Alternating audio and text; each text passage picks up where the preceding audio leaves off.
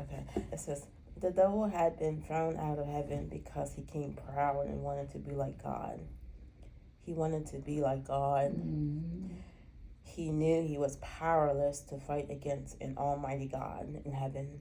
But being on earth, he had a chance to destroy God's creation by robbing man of his right to rule over creation. Adam and Eve knew and understood what God had said about the tree in the middle of the garden in Genesis chapter 3, verse 2, verse 3. So the devil went about his plan in a sly way. He disguised himself by speaking through his serpent, the most crafty of all the wild animals, and said to the woman, Eve, Did God really say, you must not eat from any tree in the garden? And then that's when Eve replied, we may eat fruit from the trees in the garden, but God did say, you must not eat the fruit from the tree that is in the middle of the garden, and you must not touch it, or you will die. And then the devil said, you will not surely die, he told them, for God knows that when you eat of it, your eyes will be open, and you will be like God. He wants to be like God, that's his problem. Knowing good and evil. So that's when sin came into the world, when they disobeyed and listened to the serpent.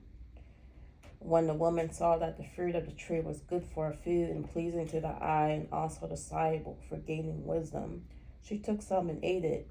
And she also gave to her husband, who was with her, and he ate it. Genesis chapter 3, verse 6. Adam and Eve immediately realized that they were naked then, and so they made clothes for themselves with fig leaves. And then they made excuses. The devil tempts us in much the same way since he first used this tactic on Eve. So it's important to guard these areas of your life. Your heart, your mind, the temptations to be proud because of who you are, what you know or what you can do.